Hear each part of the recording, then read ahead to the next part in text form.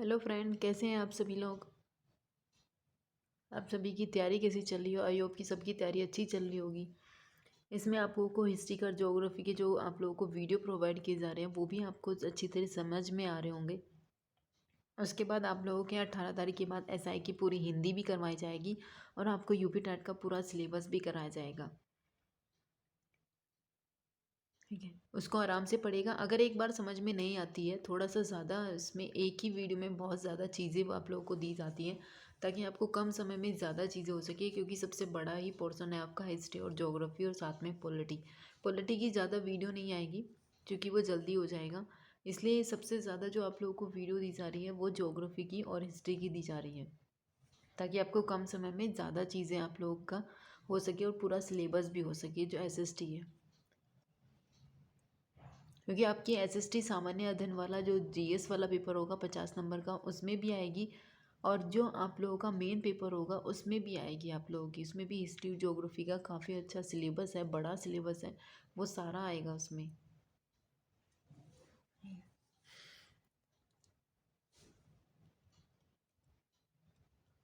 ठीक है, तो हम स्टार्ट करते हैं आज अपने मौर्योत्तर काल से।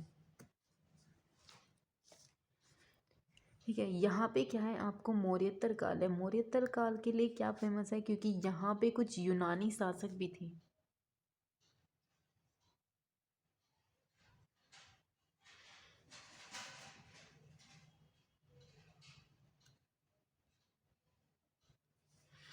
यहाँ पे आपके कुछ यूनानी शासक थे, उसके बाद शक थे, फिर उसके बाद यहाँ पे कुषाण वंश था। ये आपके कुछ फेमस वंश थे इस काल के, मौर्योत्तर वंश के। यहाँ पे क्या हुआ था कि यहाँ पे विदेशों के आक्रमण भी हुए थे, विदेशों ने आक्रमण किए थे, इसलिए भी ज़्यादा यूनानी जो संबंध था इसी काल में था। उसके बाद यूनानी से एक चीज़ आप लोगों की फेमस है, वो आप लोगों की क्या, एक मिनांडर था यहाँ पे, जिसने बौद्ध साहित्य का मिलिंद पन्नो लिखा था। मिलिंद था ये आपका क्या था, बौद्ध साहित्य से संबंधित था। अब ये मिलिंद क्यों था, क्योंकि यहाँ पे मिलिंद पन्नो था, यहाँ पे कुछ पर्सनों के आप लोग से पर्सन पूछे गए थे बौद्ध से संबंधित, इसीलिए ये मिलिंद पन्नो के नाम से। इसमें कुछ पन्ने हैं जो आपके बौद्ध से संबंधित पर्सन पूछे गए थे, इसलिए याद रखना कि ये मिनांडर है। मिनांडर इसी काल में था और इसलिए यहाँ पे मिलिंद पन्नो, बौद्ध साहित्य में मिलिंद पन्नो के नाम से जाना जाता है। उसके बाद यहाँ पे एक चीज़ और थी कि जो तक्षशिला थी आपकी, तक्षशिला कहाँ थी, ये पढ़ने का स्थल था वहाँ पे पाकिस्तान में। तक्षशिला का एक राजा था, उसका नाम था यहाँ पे एंटीयाल किडस। एंटीयाल किडस ने कौन सी लिखी थी, नामक एक राजदूत उसमें लिखी थी, क्या नाम था उसका, हेलियोडोरस। हेलियोडोरस नामक एक अपना राजदूत था जो भागभद्र के पास भेजा गया था, और हेलियोडोरस अपने को भागवत ही कहता था, और भागवत के नाम से यहाँ पे आप लोगों को एक शिलालेख भी मिलता है जो सबसे पहला हिंदू का शिलालेख है। इसलिए याद रखिएगा कि यहाँ पे तक्षशिला का था ये एंटीयालगडस ने एक हेलियोडोरस नामक अपना राजदूत काशीपुत यानी कि भागभद्र के पास भेजा था, और खुद को हेलियोडोरस भागवत भी कहते थे। अगर आपसे पूछे कि हेलियोडोरस खुद को यानी कि स्वयं को क्या कहते थे, वो कहते थे भागवत।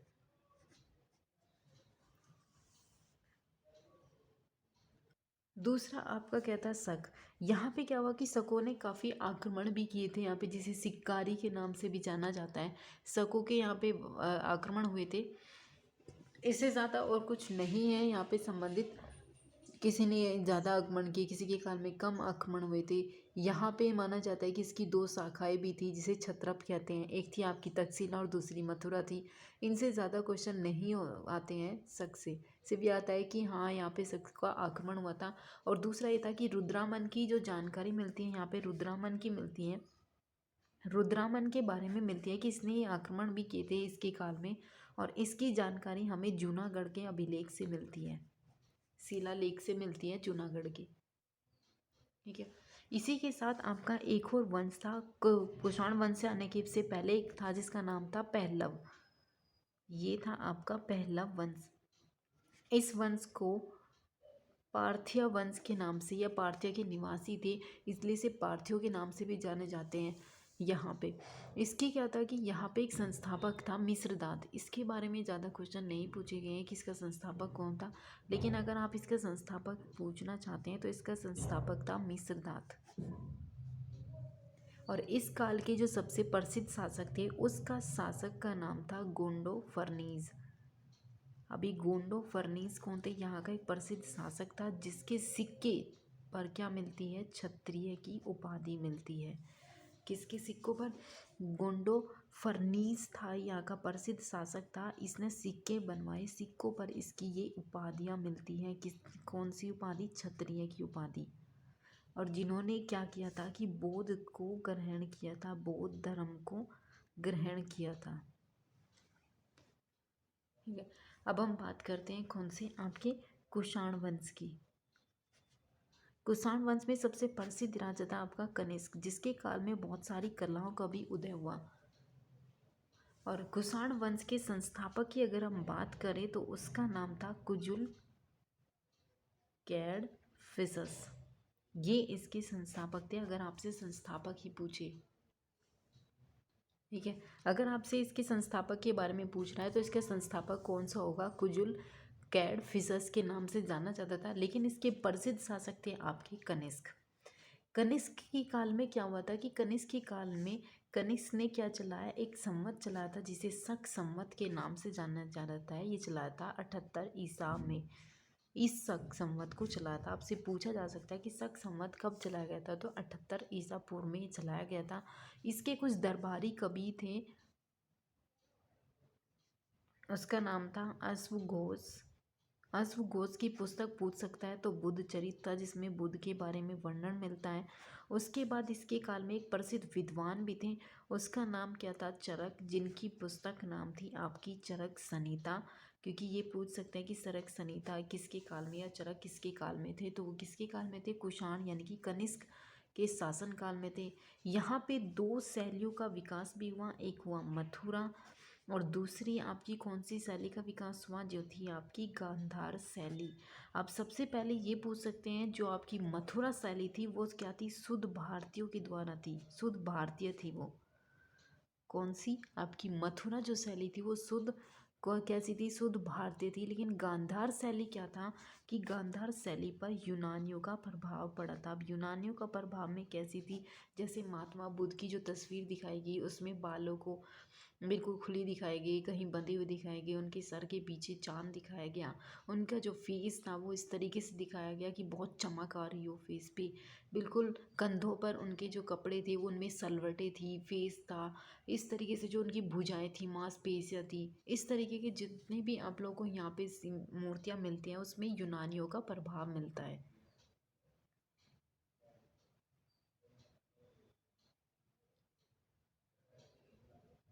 ठीक है, इतना आप लोगों के बारे में समझ में आ गया होगा यहाँ से। और इसी के काल में ही एक और थी यहाँ पे बौद्ध कला की महायान शाखा का विस्तार हुआ था। दूसरी आपको ये भी पता होना चाहिए कि इसके काल में जो आपकी फोर्थ वो थी आपकी बौद्ध संगति थी, कौन सी फोर? ये कहाँ थी? ये कश्मीर में हुई थी, कश्मीर के कुंडलवंत में हुई थी। और ये चौथी बौद्ध संगति थी जिसकी अध्यक्षता किसने की थी? वसुमित्र ने की थी। और उसके उपाध्यक्ष कौन थे? अश्वघोष थे। और शासक किसका चल रहा था? शासक चल रहा था आपका कनिष्क का शासक चल रहा था। ठीक है, इतना आपको समझ में आ गया होगा कि किस तरीके से यहाँ पे गांधार शैलाई, मथुरा शैलाई, गांधार शैली में यूनानियों का प्रभाव था। अश्वघोष की थी बुद्ध चरित, चरक भी थे, चरक संहिता लिखी गई 78 ईसा पूर्व में। यहाँ पे एक संवत भी चला था। उसके बाद यहाँ पे महायान सागा का प्रचार प्रसार भी हुआ। उसके बाद यहाँ पे जो थी बौद्ध संगति हुई थी, उस बौद्ध संगति कहाँ हुई थी? कश्मीर के कुंडल वन में हुई थी। और ये क्या थे? इसके अध्यक्ष थे वसुमित्र और उपाध्यक्ष थे इसके अश्वघोष। ये पहली ही ऐसी बौद्ध संगति थी जिसमें अध्यक्ष और उपाध्यक्ष दोनों थे। और कुषाण वंश के एक महान शासक थे, उसके साथ में यहाँ पे एक सिल्क मार्ग भी चला था। उसके काल में यहाँ पे एक सिल्क मार्ग भी चला था जिसे रेशम मार्ग कहा जाता था। और ये एक ऐसा मार्ग था जहाँ से व्यापार भी किया जाता था, जिसमें पश्चिम से पूर्व के बीच यहाँ पे व्यापार का केंद्र था, जो कि न कि आपकी नौसेना जैसी शक्तियों के कारण था। यहाँ पे बहुत सारे व्यापार सिल्क थे, इसीलिए यहाँ पे सिल्क मार्ग कहा जाता था कि ये व्यापारियों के लिए प्रसिद्ध स्थान था। उसके बाद यहाँ पे आपको सोने चांदी के रोमन सिक्के भी मिलते हैं, रोमन बस्तियाँ भी आप लोगों को यहाँ मिलेगी। इस तरीके से कुछ यहाँ पे फेमस है, ये ज़्यादा कुछ प्रसिद्ध नहीं है। उसके बाद यहाँ पर आपको एक और चीज़ मिलेगी, व्यापारिक प्रसिद्ध केंद्र था यहाँ का, एक व्यापारिक था यहाँ पर आपका व्यापारिक केंद्र था, यहाँ पर व्यापारिक संस्कृति केंद्र भी इसे कहा जाता है। इसका नाम था प्रतिष्ठान। ये आपका स्थान था, व्यापारिक था और सांस्कृतिक स्थान भी इसको ही कहा जाता है। क्या था आपका ये प्रतिष्ठान, ये भी इम्पोर्टेंट है यहाँ का। ठीक है, अब हम स्टार्ट करते हैं। आपका इसके बाद आएगा आपका सातवाहन। ठीक है, कुषाणों के काल में सब सोने के सिक्के भी चलाए गए थे। कुषाणों के काल में सोने के सिक्के चलाए गए थे, सोने के सिक्के। और सबसे शुद्ध सिक्के चलाए गए थे कुषाण वंश में। और दूसरी बात, यदि आपसे पूछे कि सबसे ज़्यादा सिक्के किसके काल में चलाए गए, तो सबसे ज़्यादा सिक्के की अगर बात करता है तो सबसे ज़्यादा सिक्के चलाए गए थे आपके गुप्त वंश में। और सबसे शुद्ध सिक्के चलाए गए थे आपके कुषाण वंश में। उसके साथ आपको जब सातवाहन था, उसमें सतकर्णी था, गोमतीपुत्र सतकर्णी थे। सातवाहनों ने सभी प्रकार के सिक्के चलाए, प्रोटीन के सिक्के चलाए, कांसे के सिक्के चलाए, तांबे के सिक्के चलाए, शीशे के सिक्के चलाए, पर सोने के सिक्के उन्होंने नहीं चलाए। आपसे पूछ सकता है कि सोने के सिक्के सातवाहन ने चलाए नहीं चलाए, तो नहीं चलाए थे। ठीक है, दूसरी बात, यहाँ पे भागवत धर्म का सबसे पहला ही माना जाता है कि ये क्या था, भागवत धर्म का पहला यूनानी यवन राजदूत था। उसका नाम था हेलियोडोरस, जिसके बारे में यहाँ पे मिलता है कि भागवत के रूप में इसका वर्णन मिलता है कि इन्होंने यहाँ पे शिलालेख भी बनवाए थे। और इसके बारे में यहाँ पे बहुत सारी मूर्तियों के बारे में, शिलालेख के बारे में मिलता है कि पहला ही था ये इसका। उसके बाद यहाँ पे आपको एक और मिलेगा जो कर्ड फिशेस थे, बिम कर्ड फिशेस, जिसके बारे में मैंने आपको बताया था। उसने क्या किया था, यहाँ पे तांबे के सिक्के चलाए थे, तांबे के सिक्के चलाए। और उन सिक्कों पर शिव की आकृति मिलती है। किसकी आकृति, शिव की आकृति मिलती है। ये आपसे पूछ सकता है कि कुषाण वंश के किसके सिक्के पर, तांबे के सिक्के न पूछकर आपसे पूछेगा कि शिव की आकृति के सिक्के कुषाण वंश के किस शासक के सिक्कों पर मिलते हैं, तो वो था आपका बिम्बकर्ण फिशेस। शिव की मूर्तियाँ मिलती हैं यहाँ पे, वृषभ की भी मूर्तियाँ मिलती हैं, जो आपके वृषभ माने जाते हैं बैल, उसकी भी मूर्तियाँ मिलती हैं, नंदी की मूर्तियाँ भी मिलती है। ये इसके यहाँ पे बहुत फेमस थे। साथ में इसी वंश का एक और फेमस है कुषाण वंश का ही, कि जो नागार्जुन भी थे, उन्हें क्या माना जाता है, शून्यवाद का प्रवर्तक माना जाता है। अब आपसे पूछिए कि शून्यवाद का प्रवर्तक कौन था इतिहास में, तो वो था आपका नागार्जुन। ठीक है, अब ये जो आपका था कि भागवत धर्म था, हेलियोडोरस था, इसने क्या करा था कि वासुदेव की याद में इसने यहाँ पे क्या किया कि इसने वासुदेव की याद में बनवाया था। वो वासुदेव की याद में बेस नगर में यानी कि विदिशा आपका एमपी में एक क्या किया था, गरुड़ ध्वज स्थापित किया था। अगर आपसे पूछ लें कि गरुड़ ध्वज जो स्थापित किया गया बेसनगर एमपी विदिशा में, वो किसकी याद में किया गया था, वासुदेव की याद में किया गया था। और किसके द्वारा बनवाए गए थे, यूनानी शासक थे यहाँ पे ये हेलियोडोरस तक्षशिला का जो निवासी था उसके द्वारा।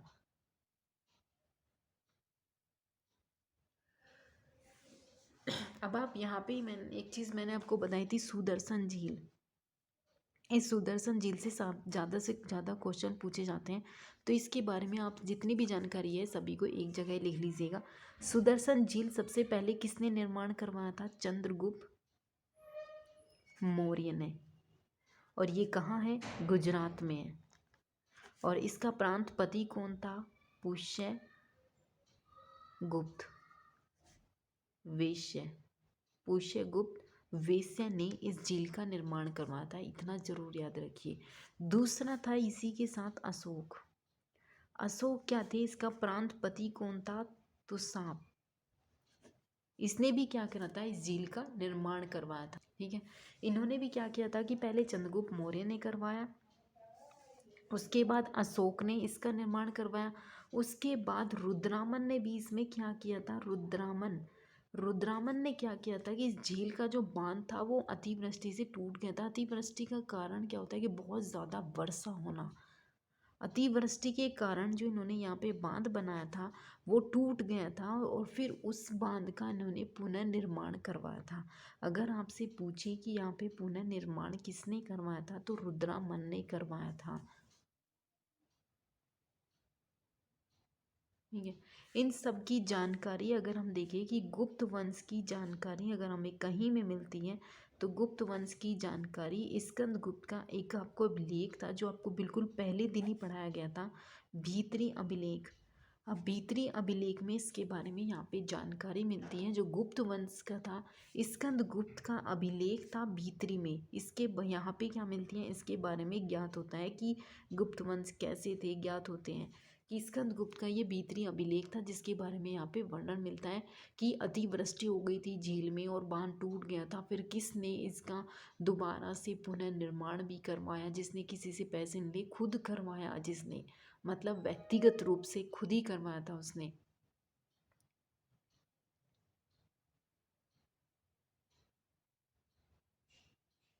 ठीक है, अब इसमें एक चीज़ आपसे और भी पूछ सकता है सुदर्शन झील के बारे में कि इसमें स्कंदगुप्त के जो गुजरात के प्रांतपति थे पर्णदत्त, उसका पुत्र ने भी इस झील का निर्माण करवाया था। तो यहाँ पे आप ये चीज़ ज़रूर रखिए कि चंद्रगुप्त मौर्य था, उसके बाद अशोक था, फिर रुद्रामन था, सुदर्शन झील थी, फिर गुप्त वंश में स्कंदगुप्त के भीतरी अभिलेख से ज्ञात होता है कि अतिवृष्टि यानी कि बहुत ज़्यादा वर्षा के कारण इस झील का दोबारा से ये क्या हो गया था? टूट गया था। यहाँ पे तो एक बार टूटा है, पहली बार जब टूट गया था इसका बांध, फिर उसका निर्माण करवाया रुद्रामन ने। दोबारा से क्या हुआ कि पुनः जो आपका इसने बांध बनवाया था वो क्या हो गया था? यहाँ पे टूट गया था, और उसका किसने करवाया था? चक्रपालित। चक्रपालित कौन था? ये आपका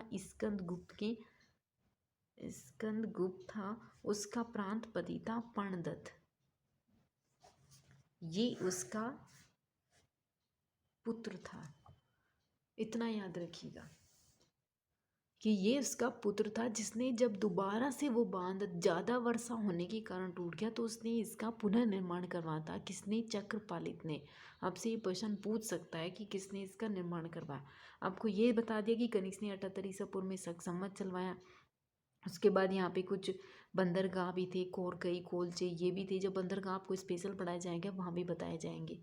ठीक है, जो आपके मोतियों के लिए प्रसिद्ध थे। ये कुछ बंदरगाह भी थे जो आपको और भी बढ़ाए जाएंगे, जैसे कावेरी पित्तनम था, फुहार था, काली मिर्च के लिए प्रसिद्ध था, मद्रास का सोपात्मा था। ये आपके कुछ ऐसे बंदरगाह थे जो इम्पोर्टेंट है। ठीक है, अब हम बात करते हैं किसकी? गुप्त वंश की। गुप्त वंश में सबसे ज़्यादा सिक्के चलाए गए थे, लेकिन सबसे ज़्यादा सिक्के चलाए गए थे शुद्ध सिक्के नहीं थे, सबसे ज़्यादा मिलावटी भी आपको सिक्के मिलेंगे इसके काल में। अब गुप्त वंश के पूछ लेगा कि गुप्त वंश का स्थापना किसने की थी? सबसे पहले इसकी स्थापना मानी जाती है चंद्रगुप्त मौर्य ने। चंद्रगुप्त ने नहीं, मौर्य नहीं, चंद्रगुप्त फर्स्ट था ये।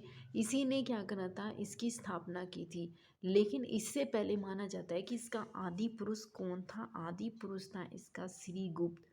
फिर उसके बाद आया दूसरा घटोत्कच, और फिर यहाँ पे तीसरा था आपका चंद्रगुप्त। ये चंद्रगुप्त फर्स्ट था और इसी ने ही इसकी स्थापना की थी। लेकिन आपसे अगर पूछे कि इसका आदि पुरुष या फिर सबसे पहला कौन था, तो वो सबसे पहला था आपका श्रीगुप्त। ठीक है। और ये चंद्रगुप्त मौर्य क्या था, इसी ने ही चंद्रगुप्त ने अपने सबसे पहले गुप्त संवत की स्थापना करवाई थी। जैसे आपके शक संवत की स्थापना किसने की थी? शक संवत की स्थापना 78 ईसा में की थी। किसने की थी? कनिष्क ने की थी। और गुप्त वंश की स्थापना की थी 319 ईसा में की थी। और उसके बाद चंद्रगुप्त को ही सबसे पहले महाराज धीराज की उपाधि प्राप्त है। महाराज धीराज की उपाधि प्राप्त है। ठीक है, इसकी उपाधि थी महाराज धीराज, इसकी सबसे पहली उपाधि थी। उसके बाद सोने के सिक्के भी चलाए गए थे। सोने के सिक्के चलाए थे इसने। सबसे पहले सोने के सिक्के चलाए थे गुप्त वंश ने, और सबसे ज़्यादा सिक्के भी गुप्त वंश ने चलाए थे। उसके बाद इसकी पत्नी का नाम कौन था? ये थी आपकी लिच्छवी वंश की थी, उसका नाम था कुमार देवी। इसीलिए समुद्रगुप्त को लिच्छवी संवत या लिच्छवी देहित्र की उपाधि भी प्राप्त है। किसको? समुद्रगुप्त को, जो कि चंद्रगुप्त का क्या है? बेटा था समुद्रगुप्त। इसकी बहुत सारी उपाधियां मिलेंगी आपको। ठीक है। और चंद्रगुप्त ने ही अपनी वाइफ कुमार देवी के नाम से कुछ रानी के सिक्के भी चलाए थे। रानी सिक्के है, रानी के नाम से सिक्के चलाए थे इसने, चंद्रगुप्त मौर्य ने। और इसको महाराज धीराज की उपाधि प्राप्त है। गुप्त संवत चलाया गया था 319 में, सोने के सिक्के चलाए गए थे। इसकी वाइफ थी कुमार देवी, जो कि आपकी लिच्छवी वंश से संबंधित थी। इसीलिए समुद्रगुप्त को लिच्छवी देहित्र की उपाधि प्राप्त है। ठीक है। आई होप कि आपको इतना समझ में आ गया होगा। कल इसके बाद आपको समुद्र को पढ़ाएंगे, कुमारगुप्त और चंद्रगुप्त द्वितीय, इनके बारे में आपको पूरी डिटेल पढ़ाई जाएगी। गुप्त वंश संवत खत्म हो जाएगा आपका कल। ठीक है। उसके बाद फिर आपको राजदूत पढ़ाए जाएंगे, जो आपके गुज्जर प्रतिहार थे, पाल थे, सोन थे, या आपके जितने भी आपके राजपूत थे, उसके बारे में आप लोगों को पूरा पढ़ाया जाएगा। और जिन लोगों ने अभी तक चैनल सब्सक्राइब नहीं किया वो ज़रूर कर लीजिएगा। लाइक शेयर भी ज़रूर कीजिएगा जो पसंद आ रहा हो।